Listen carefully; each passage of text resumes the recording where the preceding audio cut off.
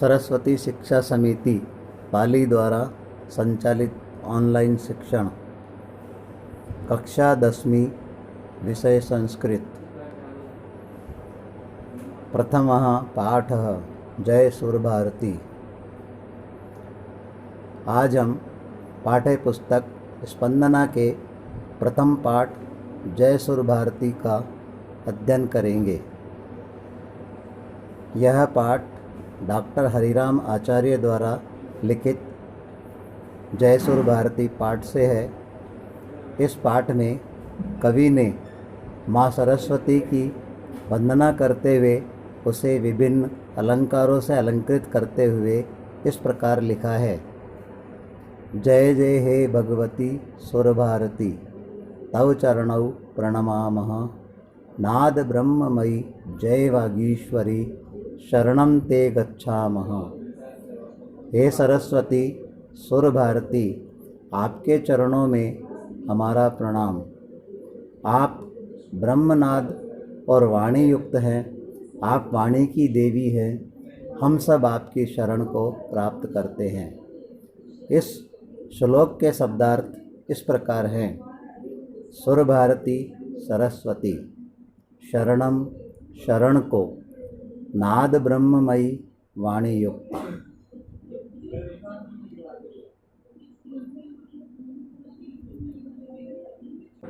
ये प्रथम श्लोक का भावार्थ है जो अभी आपको समझाया गया है। इसके आगे का श्लोक पढ़ेंगे।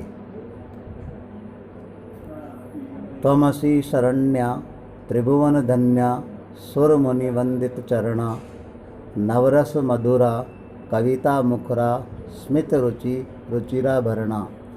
इस पद्यांश में कवि ने माँ सरस्वती को शरण देने वाली, तीनों लोकों में धन्य और सरस्वती की उपासना ऋषि मुनियों के द्वारा उनकी वंदना करने का उल्लेख किया है। माँ सरस्वती को कवि ने 9 रसों से युक्त बताया है और इनके मुख से निकलने वाली जो कविता है वह एक आभरण युक्त अर्थात आभूषण के समान है जो मन में एक रुचि को पैदा करती है। इसके श्लोक के शब्दार्थ नीचे दिए हैं। शरण्या शरण देने वाली, धन्या धन्य, त्वम तुम, त्रिभुवन तीनों लोकों में। पढ़ाए गए श्लोक का भावार्थ जो आपको समझाया है वह इस प्रकार से लिखा हुआ है जो अभी मैंने आपको बताया था।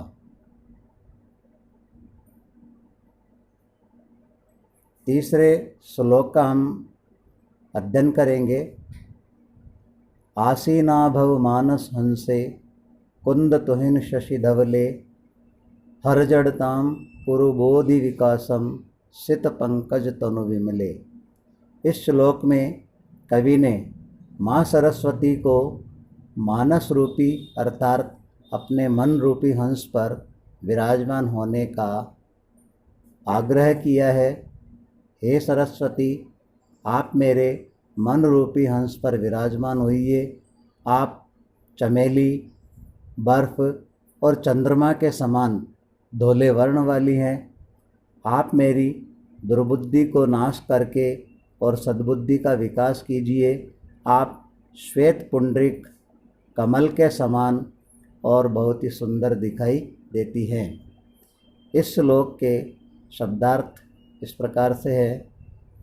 आसीना विराजमान, पुरु करें, तुहिन बर्फ, मानस हंसे मन रूपी हंस पर। इस श्लोक के भावार्थ जो मैंने आपको बताए हैं इस प्रकार से लिखे हुए हैं जो अभी हमने पढ़े हैं। अगला और अंतिम श्लोक कवि ने माँ सरस्वती को कला से युक्त, वाणी युक्त, ज्ञान युक्त आदि बताते हुए अपना मन उनके चरण कमलों की ओर लगाने का आग्रह किया है। इस श्लोक को हम पढ़ते हैं।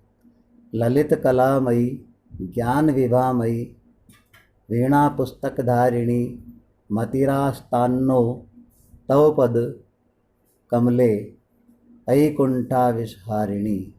हे सरस्वती, आप विभिन्न कलाओं की स्वामिनी हैं, विभिन्न कलाओं से युक्त है। आप ज्ञान का प्रकाश देने वाली, हाथ में वीणा और पुस्तक को धारण करने वाली है। मेरा मन सदैव आपके चरण कमलों में लगा रहे। हे सरस्वती, आप मेरे कुविचारों को हरण कीजिए और सद्बुद्धि को दीजिए। इस श्लोक के शब्दार्थ इस प्रकार है। ललित कला, विभिन्न कलाओं से युक्त, ज्ञान विभामयी, ज्ञान के प्रकाश से युक्त, मतिरास्तान्नो, मेरा मन आपके चरणों में रत हो। ऊपर पढ़ाए गए श्लोक का भावार्थ इस प्रकार से है, जो लिखा हुआ है अभी हमने इसको पढ़ा है। अब हम इस पाठ के कुछ प्रश्न है जो लिखे हुए हैं, इनके उत्तर भी लिखेंगे। पहला प्रश्न है, प्रस्तुत पाठस्य लेखकः कः अस्ति? उत्तर है, प्रस्तुत पाठस्य लेखकः डॉक्टर हरिराम आचार्य अस्ति।